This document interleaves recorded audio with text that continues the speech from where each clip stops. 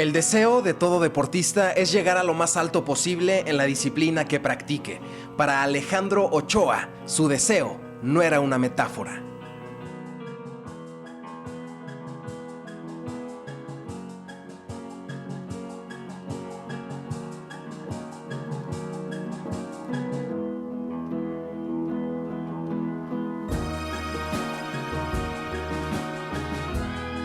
El montañismo es un deporte, pero quienes lo practican están convencidos de que es mucho más que eso. Es un estilo de vida y de ver el mundo que nos rodea. Sabes que el montañismo me gusta muchísimo por la lucha interna. Es una disciplina en la que no hay protagonismo, ¿no? Es realmente una lucha interna contigo mismo en sobrepasar situaciones y momentos y desgastes físicos y emocionales que yo no he logrado encontrar en ninguna otra disciplina de todas las que he practicado. Me gusta mucho por el reto, me gusta por eso, me gusta por el silencio, me gusta porque te hace encontrarte, entenderte y reconocer tus faltas y reconciliarte contigo mismo en ese proceso de escalada que es muy duro y muy silencioso, no es un silencio insoportable el que te hace que realmente te escuches y te entiendas cómo eres, más que por lo que representa el reconocimiento de haberlo hecho. Va mucho más por ese lado. La preparación de un alpinista para poder llegar a la cumbre del Everest es muy desgastante, ya que el cuerpo humano no está preparado para esas condiciones climáticas. Son 3 meses en los que llegas tú, las montañas de más de 8,000 metros tienen arriba de 7,500, una tercera parte de la cantidad de oxígeno que hay en el aire ambiente a nivel del mar. Entonces, tu cuerpo tiene que acostumbrarse a funcionar con menos oxígeno del que generalmente recibe, ¿no? Aquí. Y ese es un proceso muy largo que se llama aclimatación, en el que tú poco a poco ganas altura y después bajas a campamento base a descansar, a hidratarte y a comer bien. Y luego subes otra vez un poquito más que la altura que alcanzaste la vez anterior y regresas otra vez a campo base para recuperarte, porque en la altura, por la falta de oxígeno, tu músculo no se regenera. O sea, el desgaste que tienes calórico y muscular, pues es un desgaste que ya no vas a recuperar. Eso lo haces, o sea, en el Everest yo lo hice 7, 8 veces, ¿no? Subir y bajar todos los tramos, subir y bajar cada vez más alto, subir y bajar, y es muy largo. De manera que tocas 7,500 o 8,000 metros antes del ataque de cumbre, para que tu cuerpo y tu sangre ya hayan mandado una señal de generar más glóbulos rojos en la sangre para hacer más eficiente el aprovechamiento del poco oxígeno que existe en el aire ambiente. Más que una coincidencia, Alejandro le llama destino. Y es que la vida les tenía preparada a su hermana Lorena y a él una de las experiencias más raras y especiales que les ha ocurrido. Sí, padrísimo. La verdad es que todavía me cuesta trabajo lograr o entender esta coincidencia tan grande. Lorena siempre tuvo claro toda su carrera en la parte profesional de golf. Y a mí el montañismo fue algo que practiqué durante toda mi vida, que sigo practicando.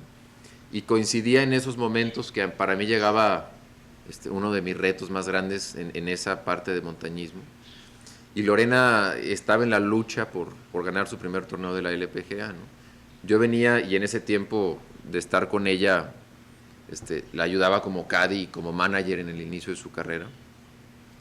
Y en ese tiempo la expedición al Everest te tarda mucho tiempo, ¿no? Te tienes que ir 3, 4 meses del país, te vas al Himalaya y te internas y entrenas y te aclimatas y el proceso es muy largo para poder subir el Everest. Y me acuerdo antes de irme que le dije a Lorena, yo antes de irme ya subí la montaña más alta del mundo. La siguiente vez que te vea, yo ya subí la montaña más alta del mundo. Y ella volteó y me dijo, yo la siguiente vez que te vea también ya gané mi primer torneo del LPGA. Entonces ya, pues, adiós, mucha suerte. Siempre habiendo vivido los dos un tema, porque somos muy cercanos, de sacrificio de años y años de entrenar cada quien en su ramo, ¿no? Y cuando hice el ataque de cumbre, a través de comunicaciones por teléfono satelital, me enteraba que Lorena iba bien. Pues, los torneos de golf empiezan los jueves y terminan el domingo, duran 4 días, ¿no? Y coincidió que yo iba en ataque de cumbre, porque había buen clima, y mi ventana era el sábado en la noche, tiempo de Nepal. Y yo ya, en el ataque de cumbre, pues te desconectas de cualquier comunicación hacia acá, está solo en contacto por radio a campo base, y arranqué el ataque de cumbre sabiendo que Lorena iba bien, ¿no? Sin saber realmente qué sucedía. Hice cumbre, tuve la suerte de hacer cumbre un domingo en la mañana, ¿no? Y ya después me enteré, cuando bajé y tuve comunicación a mi casa desde 8,000 metros en campo 4, pude hablar para avisar que estaba bien y que había hecho cumbre. Venía todavía 3 días de bajada muy difíciles, pero ya podía estar en contacto. Y me enteré que Lorena ganó también ese día, ¿no? Por la diferencia de horario yo estaba adelantado. Lorena, aunque había quedado como líder el sábado, estuvo toda la noche en vela al pendiente de mis noticias del avance de ataque de cumbre. Y cuando ya se enteró que había hecho cumbre y que estaba bien, pues ya le tocaba bañarse y salir a jugar su último día, ¿no? En el que había arrancado como líder. Y aunque iba muy desvelada, ahora me platica que iba muy motivada y ganó su torneo. Coincidió que fue el mismo domingo que yo llegué a la punta y fue una coincidencia padrísima, ¿no? Una coincidencia en la que cada quien pues, estaba logrando un reto bien importante dentro de una carrera que hicimos durante muchos años. Y coincidió no solo el momento, sino el mismo día que yo llegué a la punta y ella ganó, y me dio muchísimo gusto. Hemos sido los dos siempre muy dedicados y muy entregados en lo que creemos, y simplemente por tiempo coincidió que Lorena estaba jugando torneos cada semana, buscando ganar su primer torneo dentro del LPGA, y yo también estaba esperando el día en el que el tiempo era bueno, ¿no? O sea, una coincidencia, nada más que eso, ¿no? Los dos, una coincidencia que nos marcó a los dos mucho porque fue un logro bien importante dentro de lo que estábamos practicando, pero nada más que eso, ¿no? O sea, el haber estado conectados, pues claro que pensaba en ella, y siempre ha sido para mí un ejemplo en la dedicación y disciplina que ha tenido en su carrera. Entonces, pues doble gozo para mí el que yo haya conseguido eso, y también pues, que Lorena haya conseguido esta meta tan importante que después ya le dio tanta confianza que empezó a tener muchos logros mucho más grandes que haber ganado su primer LPGA.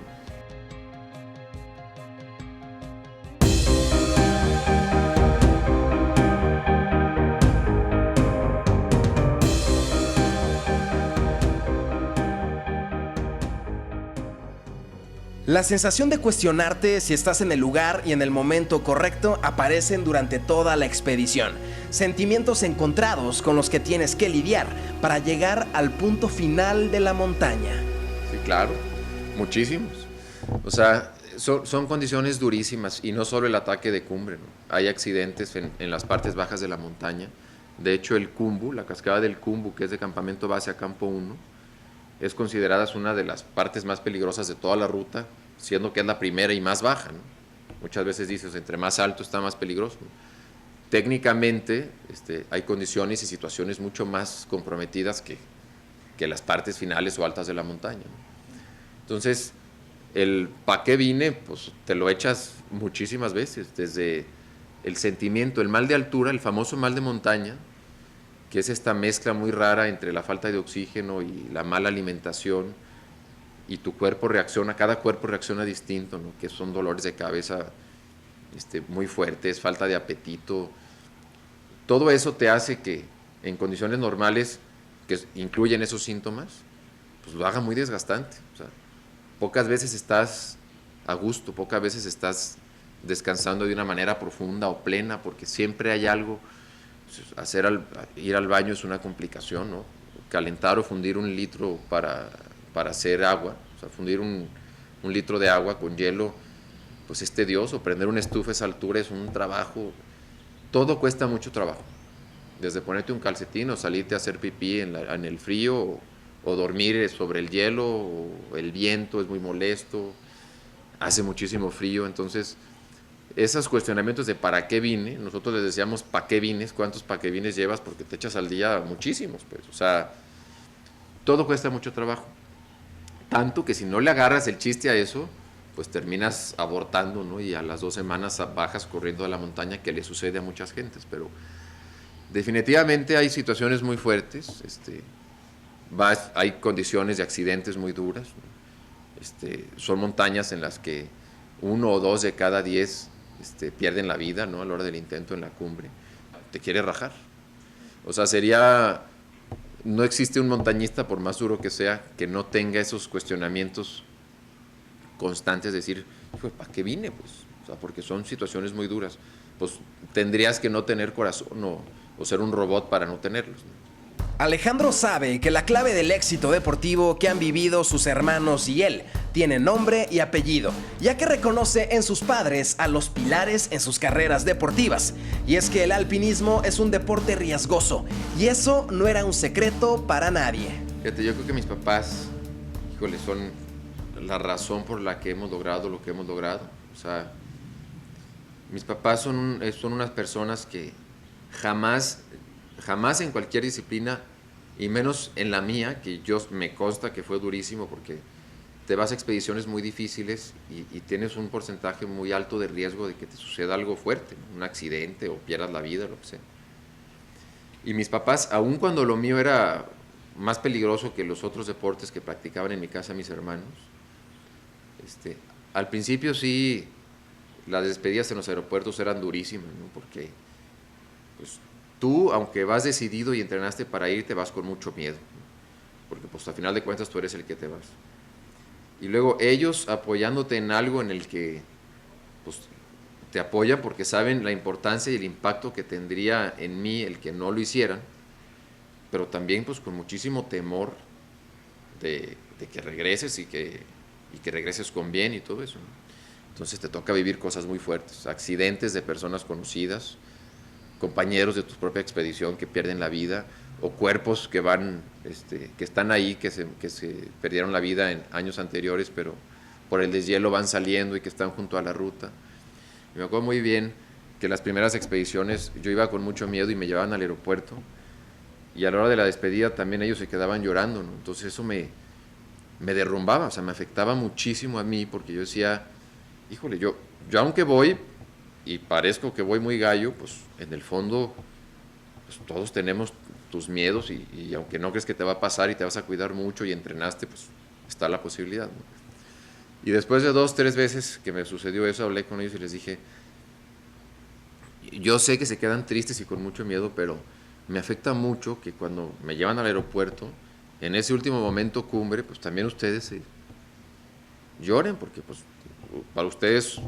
para mí ustedes es una fortaleza y son un pilar en el que pueden llorar ya cuando se volteen y se vayan en el coche, lo que quieran, pero me afecta mucho que eso suceda en el momento, porque yo me voy ya muy distraído y todo.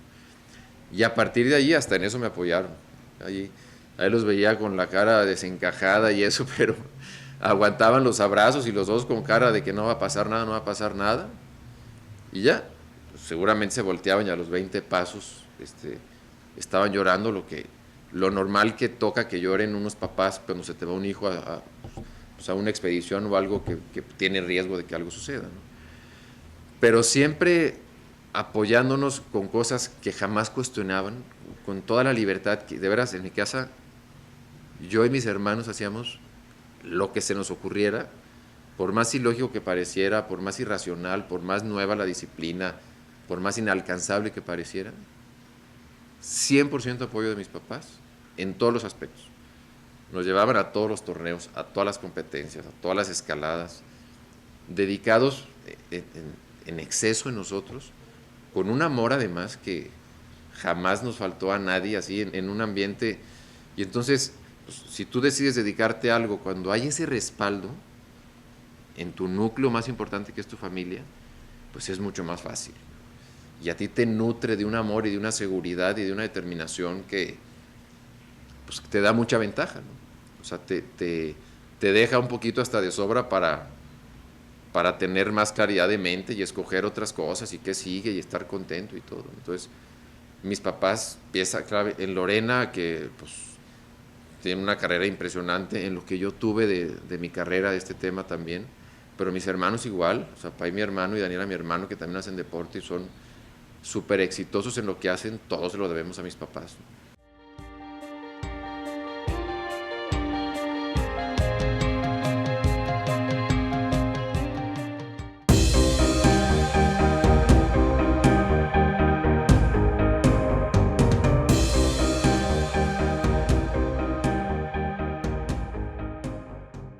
¿Acaso cuando llegamos a la cumbre del Everest hemos vencido al enemigo? No, a nosotros mismos. Fue la memorable respuesta de uno de los más grandes alpinistas que ha visto la Tierra, George Mallory. Obviamente para Mallory en ese tiempo representó algo que era inescalable y era inalcanzable para la humanidad. El Everest seguía sin nadie que haya llegado hasta la parte más alta. Entonces la dimensión de su reto, cuando él opinó eso a mí, con el equipo actual que existe y con la experiencia de los montañistas previos que ya han hecho y la información que existe, pues hay que acotarlo a sus dimensiones, ¿no? Para mí era un reto bien importante dentro de mi carrera, mucho menor a lo que representó para Mallory cuando lo intentó, por las circunstancias y por lo que representaba para la humanidad, ¿no? O sea, realmente en la montaña tú vas luchando y dices, híjole, qué lucha, 2 días, 3 días, 2 semanas, 2 meses, 3 meses, y te das cuenta que la lucha no es la montaña.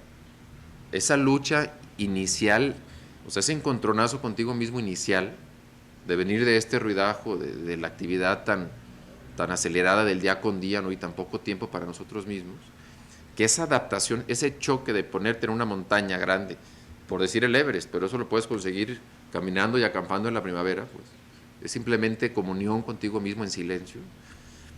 Es una lucha por reconocerte y entenderte. La parte final de la montaña pues se vuelve mucho más llevadero porque ya estás en paz contigo, ya te conociste y te aceptaste, ya sabes dónde estás y lo que quieres. Entonces esa claridad es una maravilla. Atacar la cumbre es más que iniciar un camino rocoso y lleno de dificultades. Es el decidirte en cuerpo, pero sobre todo en alma, a luchar contra el enemigo más difícil de vencer. Realmente lo fuerte y lo peligroso es en el descenso, ¿no? Y generalmente te mentalizas y es tanta la ambición por llegar a la punta que es muy probable que te desgastes más de lo debido y no tengas fuerzas ya para el descenso. Y de pronto llego con la emoción de llorar y ver la gente que está en la punta, ver la punta, que es así lo que te mueve durante años y años de soñar y entrenar y entrenar y entrenar. Se baja la gente que estaba ahí, el equipo de Discovery Channel, y me quedo solo. Volteo y veo la cumbre y me doy cuenta que pues, la cumbre no es más que la cruz y las fotos y los recuerdos, porque realmente no tiene nada que ofrecerte. Pues. Fue tu motor durante tantos años, la cumbre, tantos días de entrenar y de madrugarte y de sacrificios, y que cuando llegas y te presentas con la cumbre y dices, ya llegué, pues realmente pues, no hay nada. Pues, o sea, es un tema psicológico lo que te motiva durante tantos años y cuando llegas allí es como un vacío así muy fuerte. Tratas de hacer conciencia de dónde estás. Me tocó un día despejado muy bonito, se veía precioso todo el Himalaya a la distancia, ¿no? Todas las montañas así inmediatas, el Lhotse, el Nuptse, y luego te asustas porque te ves muy cansado, te ves muy solo. Hablé por campamento base para reportar que estaba en cumbre y que estaba bien, y hablas con la gente que quieres y escuchas a alguien que está muy cerca pero muy lejos porque realmente está solo. Y lloras y después dices, híjole, no quiero que la parte emocional me inunde tanto porque no es momento como para ablandarme. Entonces de repente dejas de llorar otra vez y es un sentimiento así medio cavernícola en el que sí quieres dejar aflorar los sentimientos, pero al mismo tiempo quieres apretarte y mantenerte como muy frío porque viene un tema muy difícil que es el descenso, ¿no? Y de mucho desgaste todavía. Entonces sí disfrutaba, pero disfrutaba ratitos y luego me asustaba y otra vez como que me apretaba. El próximo reto de Alejandro Ochoa es volver a ese mismo lugar, donde aprendió a ver la vida y a vivirla de diferente manera. Claro, sí, sabes que la subí, usé oxígeno en la última parte, pero yo creo que se puede y la puedo subir sin oxígeno. Estoy en una etapa de mi vida ahorita con hijos chicos y arrancando mi familia que me demanda mucho tiempo, pero no tengo duda que más grande, manteniéndome en buena condición física, lo puedo lograr sin oxígeno, sí me encantaría. Dicen que es difícil escuchar el silencio. Sin embargo, a 8,848 metros en la cima del Everest, la voz de Dios se escucha más clara. Esa voz nítida que habla a través de nosotros y a través de nuestros corazones. Sí se siente otra voz, pero no la voz de Dios ni de... O sea, se siente tu voz, que crees que es otra, pero eres tú. La condición cotidiana del ritmo de vida que llevamos te evade tanto de ti mismo que nunca tienes la posibilidad de escucharte. Entonces estás en la montaña y escuchas otra voz que parece al principio que es otra voz, pero realmente eres tú. No la conoces porque nunca te has escuchado. Pero ese tiempo, esas situaciones de soledad y de lucha y de situaciones difíciles te hacen que tu yo real aflore, aparezca y te lo presentas. O sea, llega contigo y te dice, pues realmente este eres. O sea, tu forma de ser y quien tú eres es una percepción de lo que eres. Si no has tenido el tiempo en tu vida de estar solo, dedicarte tiempo a meditar, estar contigo, hacer actividades que fomenten la meditación, ¿no? El ejercicio y estar contigo mismo, pues muy probablemente no te conozcas. Entonces, si escuchas otra voz, y la maravilla es que esa otra voz eres tú mismo, y aprendes a conocerte, a identificar tus limitantes, tus errores, tus cualidades también importantísimas, ¿no? Y después, en esa comunión, pues obviamente caes en la cuenta que sí hay alguien más grande, que es Dios, indistintamente de qué religión. En el punto más alto del planeta, Alejandro Ochoa Reyes se dio cuenta de que Dios existe y no necesariamente tenemos que hacer toda una expedición para encontrarlo. Porque no puede ser que en la Tierra existan esos lugares y estas oportunidades y estos paisajes y estas maravillas inmensas y cotidianas que da cuando se vive o se lleva una vida básica. Me parece que estamos rodeados de mucho ruido que evaden eso. Y si te das cuenta que hay un Dios, además de conocerte a ti mismo, porque estás en condiciones que físicamente están comprobadas que son imposibles de llevar a cabo, ¿no? Jornadas de 12 o 18 horas con la nieve al pecho, ¿no? Cargando 20 kilos de su vida que humanamente son imposibles y que después de 18 horas de ir contando paso por paso, las concluyes. Entonces, te das cuenta que la parte emocional y la parte espiritual es tan fuerte que le ganan a la parte física y que la superan cuando tienes esa fe que vas a conseguir lo que necesitas. Y esa fe y ese otro pilar es Dios. Para los católicos pues es el Dios nuestro y para los hinduistas será otro. Pero sí existen las dos cosas y esas situaciones te ponen la charola de plata para entenderlas y escucharlas de una manera muy nítida, ¿no? Que en la ciudad es bien difícil que se propicie. Padrísimo, una experiencia increíble, ¿no? Que de repente parece cercana, pero fue hace tanto tiempo que pasan los años y no la revivo, entonces se me olvida, pero padrísimo. El montañismo es algo que me ha marcado para toda mi vida, el Everest también muchísimo, y ha definido muchísimo el tipo de persona que soy.